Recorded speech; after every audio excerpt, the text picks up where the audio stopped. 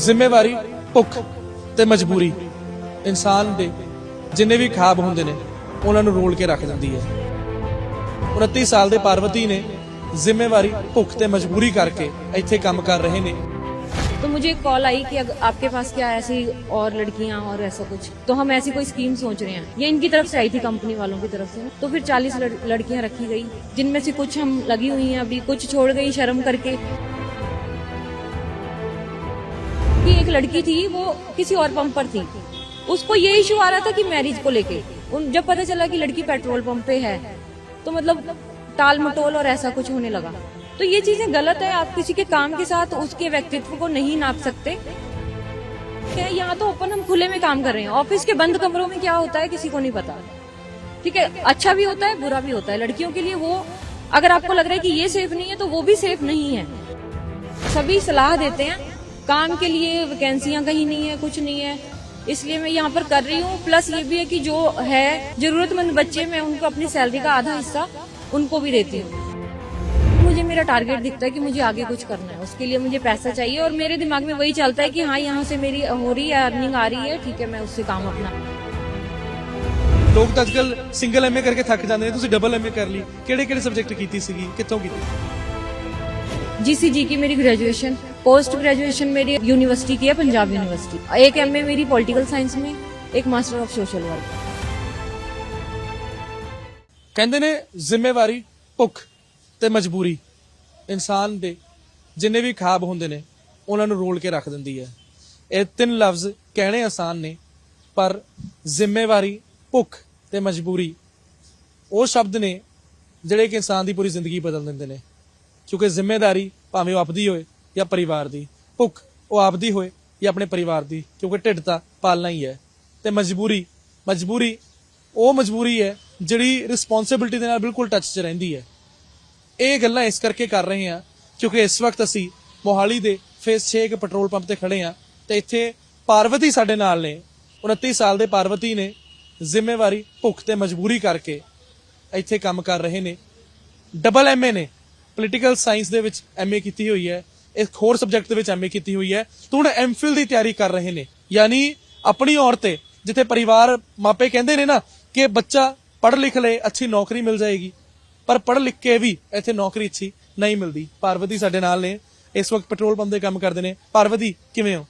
बढ़िया सर। ਕਿੰਨੇ ਵਜੇ ਦੀ ਸ਼ਿਫਟ ਸੀਗੀ ਅੱਜ?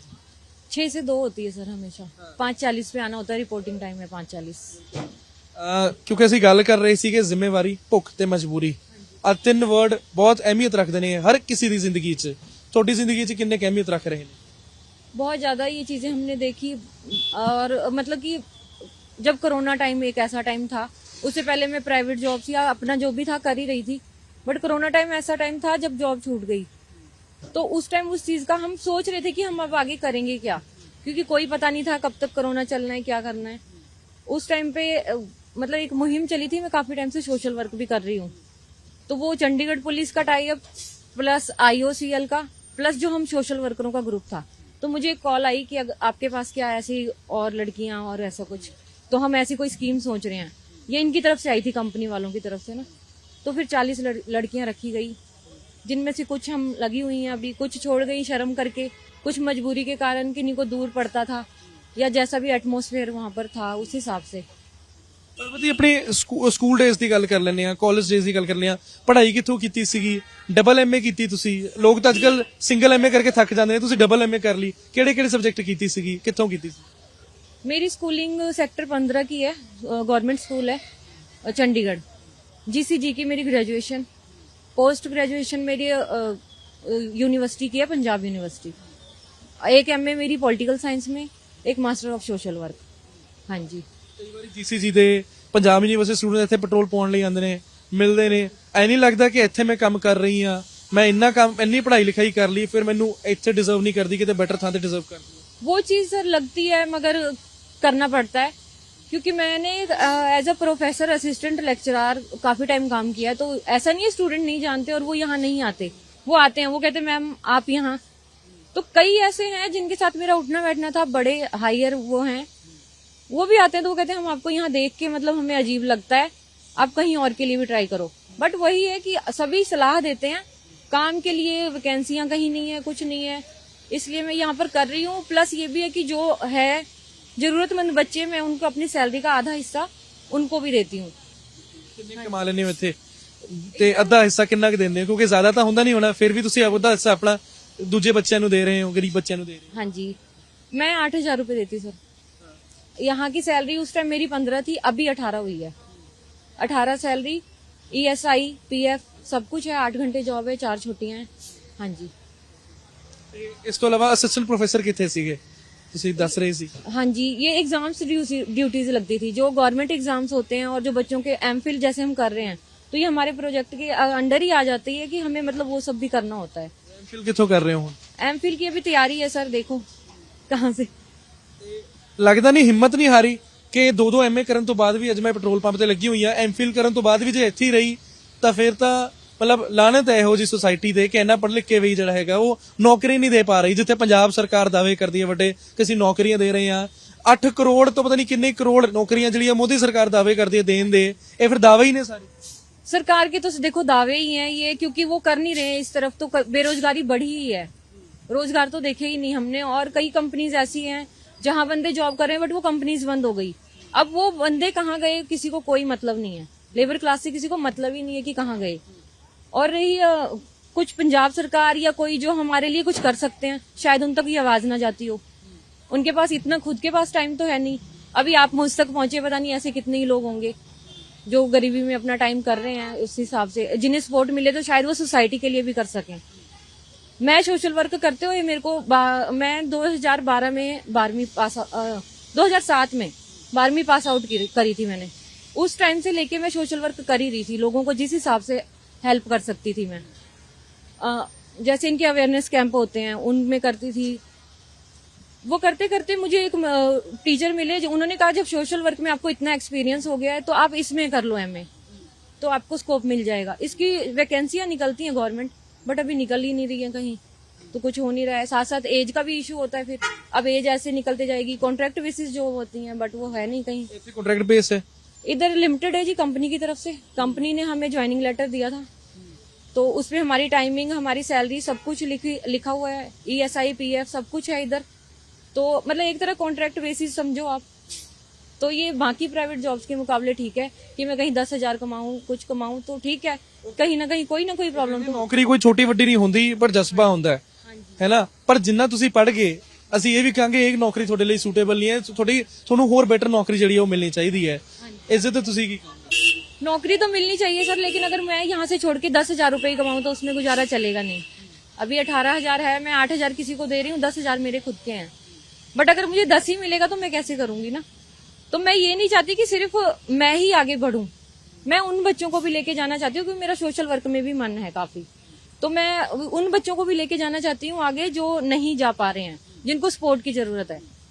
तो ऐसी सपोर्ट मैं सबको कहूंगी कि जो जिस भी बेस पे कर सकते हैं अगर, तो वो करें। हाँ जी। ਇਸ ਤੋਂ ਇਲਾਵਾ ਪਰਿਵਾਰ ਚ ਕੌਣ ਹੈ ਕਿਉਂਕਿ ਅਸੀਂ ਮਜਬੂਰੀ ਦੀ ਗੱਲ ਕੀਤੀ ਸੀ, ਮਜਬੂਰੀ ਪਰਿਵਾਰ ਵੀ ਹੁੰਦਾ ਹੈ ਇੱਕ। ਜਦ ਪਰਿਵਾਰ ਦਾ ਸਾਥ ਨਾ ਹੋਏ ਜਾਂ ਪਰਿਵਾਰ ਦਾ ਸਾਥ ਹੋਏ ਤਾਂ ਹੋਰ ਵੱਡੀ ਮਜਬੂਰੀ ਹੁੰਦੀ ਹੈ। ਉੱਥੇ ਕਿ ਪਰਿਵਾਰ ਚ ਕੌਣ ਹੈ?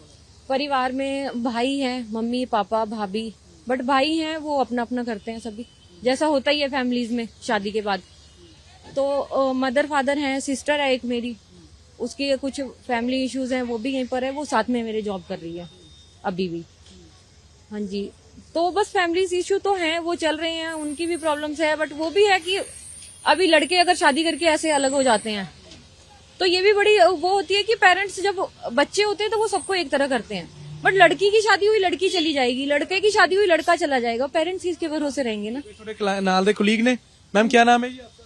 मेरा नाम मंजू। मंजू जी। मंजू, अच्छा आप कितना पढ़े हैं अभी? मैं तो +2 है जी। +2। तो साथ रहते हैं इनके? हाँ जी। अच्छा ਨਾਲ ਹੀ ਰਹਿੰਦੇ ਨੇ ਤੁਹਾਡੇ? हाँ जी, हमारे साथ ही शिफ्ट में है, हमारी कुलीग है। ਸਵਾਲ ਇਹ ਖੜਾ ਹੋ ਰਿਹਾ ਤੁਸੀਂ ਡਬਲ ਐਮਏ ਉਹ +2 ਉਹ ਪਾਸ ਆਊਟ ਕਰਕੇ ਉਹ ਇੱਥੇ ਕੰਮ ਕਰ ਰਹੇ ਨੇ, ਤੁਸੀਂ ਡਬਲ ਐਮਏ ਕਰਕੇ ਐਮਫਿਲ ਦੀ ਤਿਆਰੀ ਕਰ ਰਹੇ ਹੋ, ਤੁਸੀਂ ਇੱਥੇ ਕੰਮ ਕਰ ਰਹੇ ਹੋ। सर मुझे मेरा टारगेट दिखता है कि मुझे आगे कुछ करना है, उसके लिए मुझे पैसा चाहिए, और मेरे दिमाग में वही चलता है कि हाँ यहाँ से मेरी हो रही है अर्निंग आ रही है, ठीक है मैं उससे काम अपना ਅੱਗੇ ਕੀ ਕਰਨਾ ਹੈ? आगे अगर मेरी पढ़ाई चालू रख पाई मैं तो उसको चालू रखूंगी। बाकी अपना मेरा हमेशा का है कि मैं सैलरी का कुछ हिस्सा तो उन लोगों को हेल्प करूंगी ही, जो आगे बढ़ना चाहते हैं मगर नहीं बढ़ रहे हैं, जो मेरी तरह हैं, क्योंकि समाज एकदम से नहीं बदलेगा। वो फर्स्ट कोशिश मैं अपनी तरफ से मेरी होगी, कोई करे ना करे, मुझे मेरा पता है कि मुझे करना है। हाँ जी, बहुत बहुत धन्यवाद पार्वती। हाँ, अच्छी जॉब अगर मिली तो ठीक है। और मैं एक चीज ये कहूंगी, कोई काम मतलब एक चीज हमारे इसमें ये हुई थी कि एक लड़की थी, वो किसी और पंप पर थी, उसको ये इशू आ रहा था कि मैरिज को लेके। जब पता चला कि लड़की पेट्रोल पंप पे है तो मतलब टाल मटोल और ऐसा कुछ होने लगा। तो ये चीजें गलत है, आप किसी के काम के साथ उसके व्यक्तित्व को नहीं नाप सकते। तो ये चीजें बिल्कुल गलत है। जिनके पेरेंट्स की सोच ऐसी है आज के मॉडर्न जमाने में, आप बात करते हो मॉडर्निटी की, मगर वो आपके विचार में कहीं से नहीं है। सिर्फ कपड़ों से झलकने से कुछ नहीं होता। तो आप उस तरह की सोच को ठीक करिए। लड़कियां हर स्ट्रीम में आगे हैं। यहाँ तो ओपन हम खुले में काम कर रहे हैं, ऑफिस के बंद कमरों में क्या होता है किसी को नहीं पता।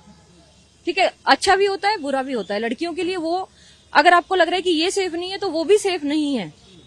तो यहाँ ओपन में कम से कम आप हमें देख रहे हो कि हाँ ये लड़कियां इस हिसाब से काम कर रही हैं।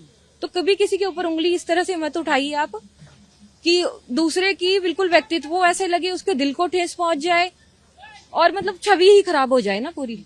तो ये चीज, और मेरे को एक चीज कहनी है, जो भी है एक इंसान ऐसा मेरी लाइफ का भी पार्ट है, वो पता नहीं कहाँ चला गया, शायद मेरी जॉब को लेके या कुछ को लेके। तो प्लीज अगर वो मुझे सुन रहे हैं तो वो मेरे को मिले, वापस आए। बस यही कहना चाहूंगी।